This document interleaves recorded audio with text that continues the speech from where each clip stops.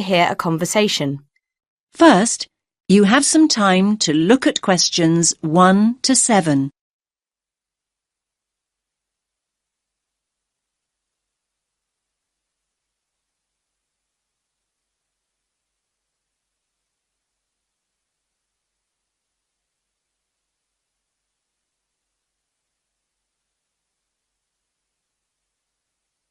Listen carefully to the first part of the conversation and answer questions 1 to 7.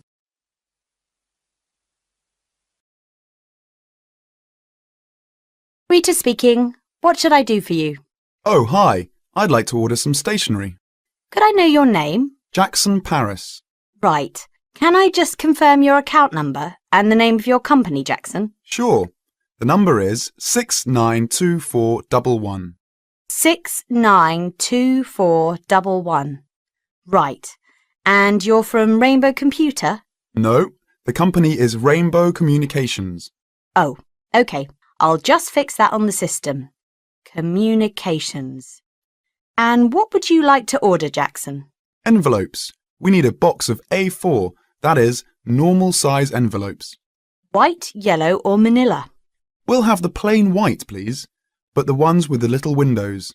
OK, one box. A4, white. Just one box, was it? On second thoughts, make those 2 boxes. We go through heaps of envelopes. As a matter of interest, are they made from recycled paper? No, you can't get white recycled paper. The recycled ones are grey, and they're more expensive actually. Right, we'll stick to white then. Something else, Jackson? Yes, we need some coloured photocopy paper. What colours do you have? We've got purple, light blue, blue, light green, whatever you want pretty much. There are 500 sheets on the pack. Let me see. We're going to need a lot of blue paper for our new price lists. So can you give us 10 packs, please? Make sure it's the light blue, though. 10 packs of the light blue. Anything else that we can help you with? Let me think. What else do we need? I'm sure there was something else. Pens, paper clips, fax paper, computer supplies, office furniture. Oh, yes. We need floppy disks. Do you have those nice coloured ones? Yes, but they're a bit more expensive than the black ones. That's all right. I'm not paying anyway. Right, floppy disks. What about diaries next year? We've got them in stock already, and it's a good idea to order early. No, I think we're all right for diaries, but something we do need is one of those big wall calendars. You know, one that shows the whole year at a glance. Do you stock those? We certainly do. OK, can you include a wall calendar then, with the other stuff? Just make sure it's got the whole year on the one side. Sure. Now you have some time to look at questions 8 to 10.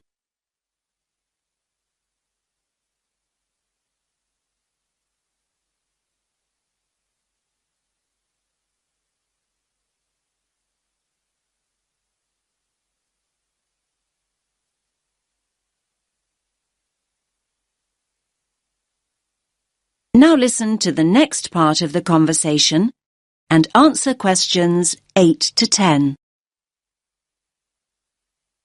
And do you have a copy of our new catalogue? No, I don't. But would you send one? Yes, I'll pop one in with the order. You'll find it a lot easier to remember what you need if you have our catalogue in front of you next time. Yes, good idea. And when can you deliver this? Should be with you tomorrow morning. Can you make sure that it's not after 11:30 a.m? Because we have to go out at 12. There's only myself here on Fridays. Fine. I'll make a note in the delivery docket that they should deliver before 11:30. Thanks very much. Thanks.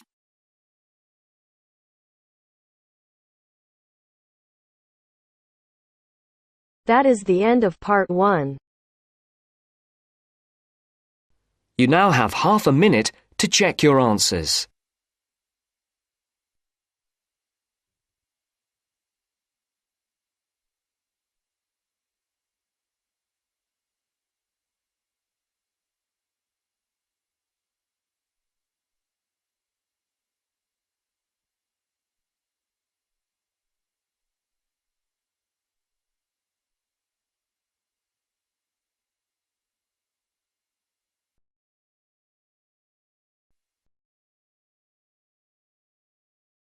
Now turns to Part 2.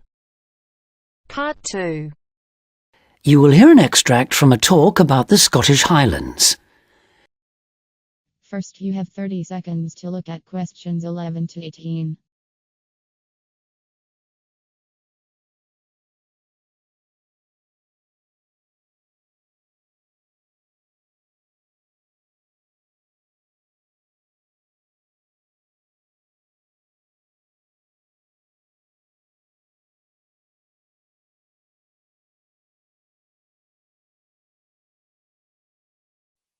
Today I have with me Moira Mackenzie, the author of several books in a well-known series of travel guides, and she'll be talking about what is probably the most fascinating wildlife area in Europe, the Scottish Highlands.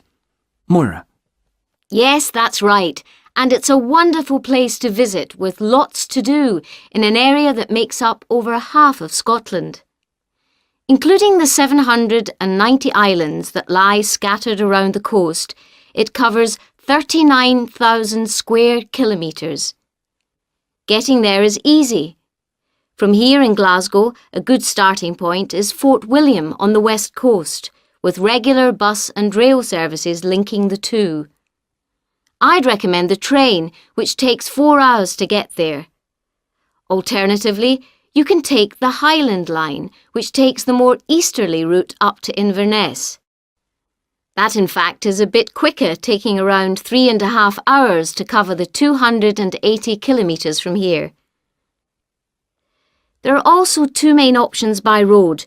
You can take either the A9 up through Stirling and Perth and then on to Inverness, or else on the west there's the A82 which runs up to Fort William and then, if you want, on to Inverness. Now, a lot of people associate the Highlands with bitterly cold weather, but in fact the region has a generally mild climate as a result of being surrounded on 3 sides by sea, particularly the warm waters of the Atlantic. At sea level in the west, for instance, the temperature ranges on average from a minimum of 1 degree centigrade in January up to 18 in July, and you can actually see palm trees growing there. Obviously, though, the temperatures will be lower inland and on higher ground. You can expect it to rain a lot too, particularly in the west, where annually as much as 2,000 millimetres regularly falls, though this helps account for the rich variety of vegetation and wildlife. When you get there, you'll find there are plenty of reasonably priced places to stay. In Fort William, for instance, you can find a room for the night in a small hotel or a bed and breakfast for just £25, or for £28 to £30 in Inverness. It's probably a good idea to book ahead though, especially in the summer months. With all the leisure, sports and cultural activities on offer, the towns are becoming increasingly popular with visitors. For example, accommodation in Inverness won't be at all easy to find this year around the 23rd of July, as that's when the local Highland Games will take place. So, if your aim is to see the countryside, it may be best to stay in a small village.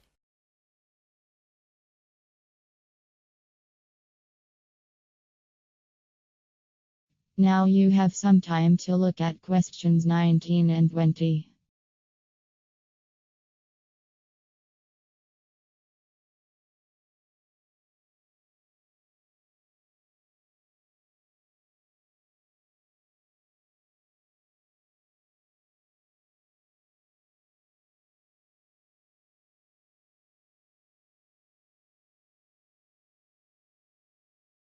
As I mentioned, there's a huge range of wildlife in the Highlands, but for those visiting the area, there are some basic ground rules that are essential if we are to protect it.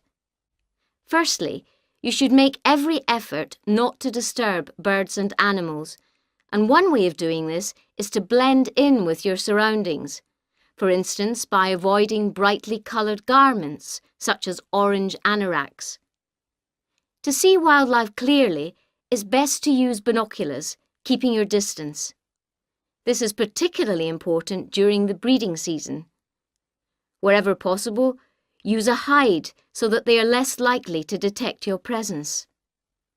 Surprising though it may seem, visitors are advised to use their cars where no purpose-built hides are available, as people are apparently less likely to startle animals if they stay inside their vehicles. You may even find that creatures come up close to where you're parked, in which case, wait until they've gone before you move off. It should really go without saying that it's essential to be as quiet as possible, though sadly some people need reminding of this. Oh, and one other thing. Wild animals and pets don't mix, so please leave your dog at home or at least somewhere he or she can't chase the wildlife or damage their habitat.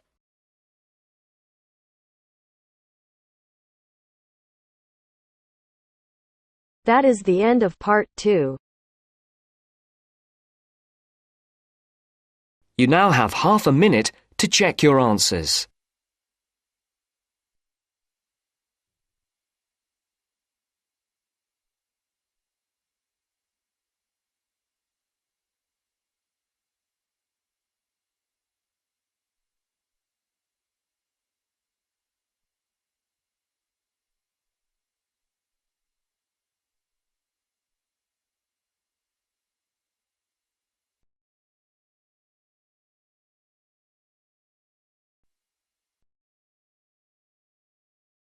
Now turns to part 3.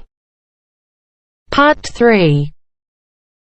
First, you have some time to look at questions 21 to 26.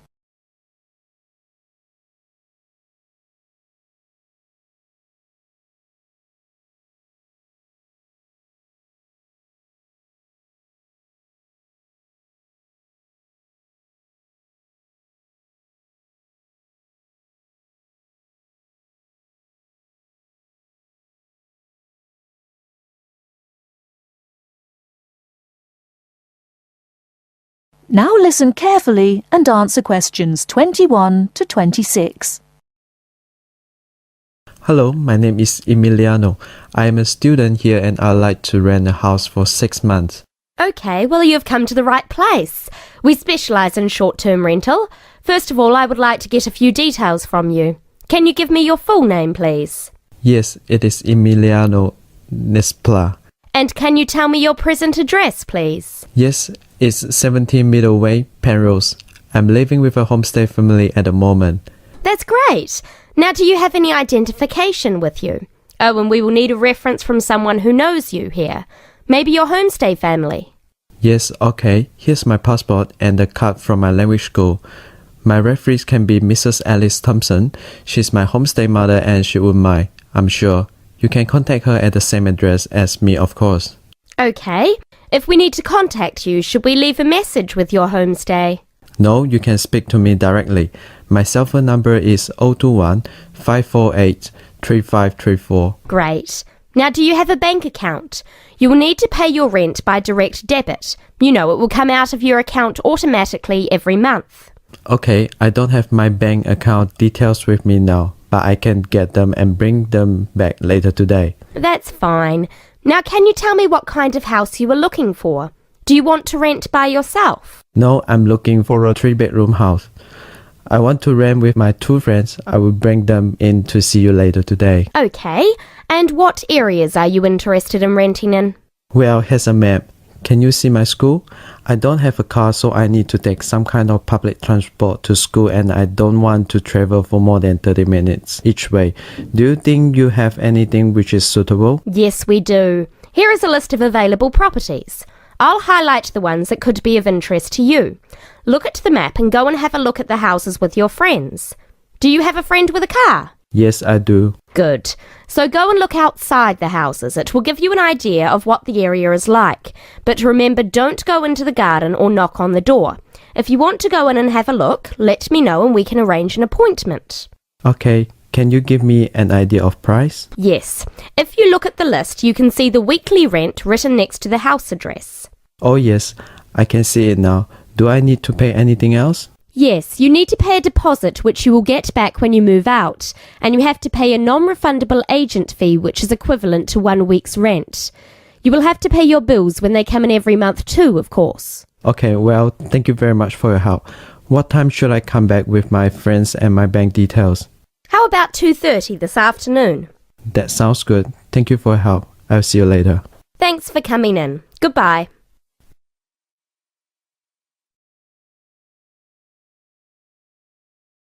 Before you hear the rest of the talk, you have some time to look at questions 27 to 30.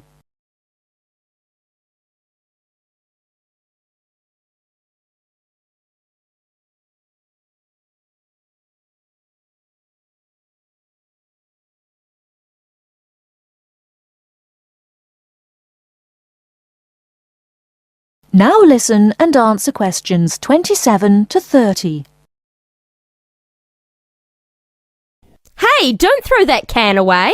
Why not? I finished with it. Yes, but you can recycle things like that. Oh, I haven't got time to recycle everything I throw away. That's a terrible attitude.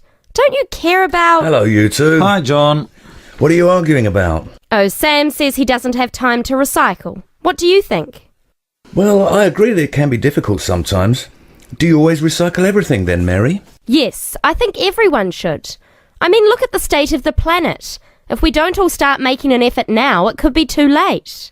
Well, one of the reasons I don't recycle as often as I should is that I don't really know where to go. There are no recycling facilities near me. Well, I know I said I haven't got time, but actually there is a bottle bank near the supermarket just up the road. So I suppose there are limited local facilities. So you can do your recycling outside the supermarket? Yes, but like I said, only limited. It's only a bottle bank. Well, I don't have a car, so it's very difficult for me, but I still do it. Sometimes a friend comes over and we take our recycling together, but not very often. So if your facilities are limited, then mine are very limited. Well, I suppose if you go to all that trouble, I might make more of an effort. Good. If it was up to me, I'd encourage more people to recycle. How? Well, how about some kind of incentive? A reward for anyone who makes an effort to recycle? That's a good idea. But if you think everyone should recycle, then why not penalise those who don't recycle instead of giving something to people that do? If there was a fine for anyone caught throwing recyclable materials in the rubbish, people would take more notice. Well, now you're going too far. Do you really want anyone going through your rubbish just to check if you're following the rules? No, I don't think fines are a good idea. Well, I think we should be doing something. Anyway, I have to go. I've got my social science class next. See you later. Yeah, see you later. Bye.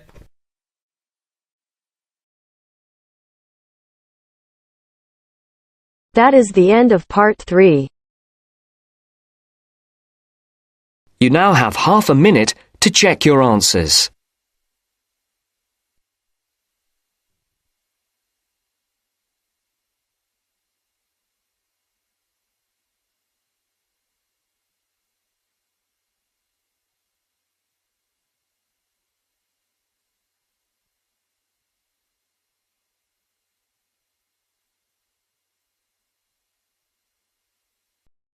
Now turns to part 4.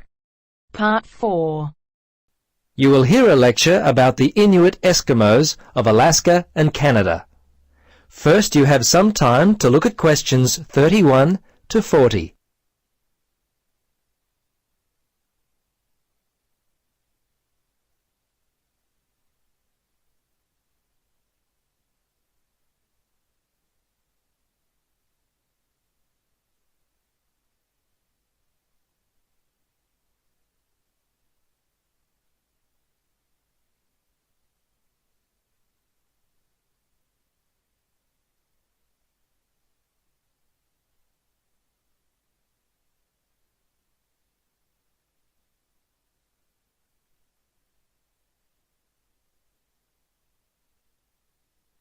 Now listen and answer questions 31 to 40. Good afternoon. In our lecture today, we will continue our study of people who inhabit the northernmost regions of the world. Our focus will be on the native inhabitants of Alaska and Canada, the Inuit Eskimos. They have been called the native inhabitants, as the Inuit were the people who had most recently migrated across the gap between Alaska and Siberia. Distinctly Asian in origin, the Inuit, which is literally translated the people in their native language, developed their civilization in what is now the Bering Sea region about 1,000 years ago. Their culture spread eastward and is called the Thule culture, after the place in northern Greenland where archaeologists first discovered it. The first Europeans to meet Inuit people were Norse settlers in what is now northern Newfoundland, Canada. These settlers lived there for a short time around 1000 AD. Approximately 500 years later, beginning in the 1500s, European whalers, fishing crews, and explorers met many Inuit along the coast of Labrador. Russians and other Europeans first met Alaskan Inuit in the 1700s. 100 years later, in the mid-1800s, whalers began to hunt in the Arctic. Some Inuit were employed by whalers and traded with them during that time. Perhaps one of the most interesting aspects of the Inuit is how they were able to survive and grow in such a harsh Arctic environment. Firstly, and not surprisingly, their homes were well adapted to the freezing conditions. They lived in predominantly two types of housing that would keep them warm.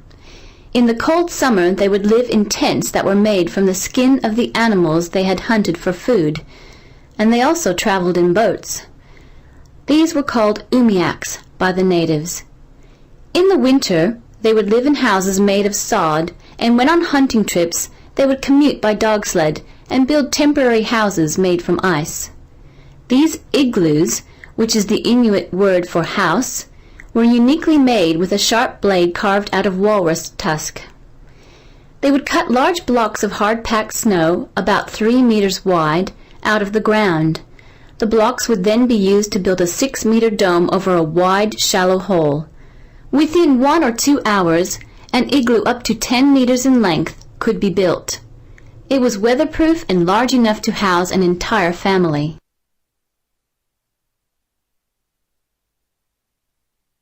Very early in their history, they managed to develop the technology to hunt the huge bowhead whale, which was the staple food source for them at that time. They also hunted walruses and seals. On land, they hunted polar bears, moose, and various other game. The harsh environment in which they lived meant that a steady supply of food was often difficult to come by. Therefore, the Inuit were a people constantly on the move, looking for food, which meant that their dwellings had to be easily built and easily dismantled. They inhabited the wide open land and, as such, moved freely around it in search of food. Today, the traditional way of life has basically ended for the Inuit. They live in wooden homes rather than in snow houses, sod houses, or tents. They wear modern clothing instead of animal skin garments. Most Inuit speak English and Russian. Some speak Danish, while fewer still continue to hold on to their cultural roots by passing on to the younger generation their native language. The kayak and umiak, their principal means of travel, have given way to the motorboat, and the snowmobile has replaced the dog team. The combined percentage of the Inuit population in Alaska and Canada stands at 63%, the latter being 29% and the former around 34%. Some Alaskan Inuit live in towns and cities, but the majority live in small settlements and hunt and fish for most of their food.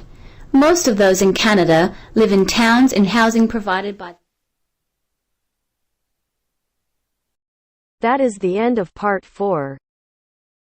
You now have half a minute to check your answers.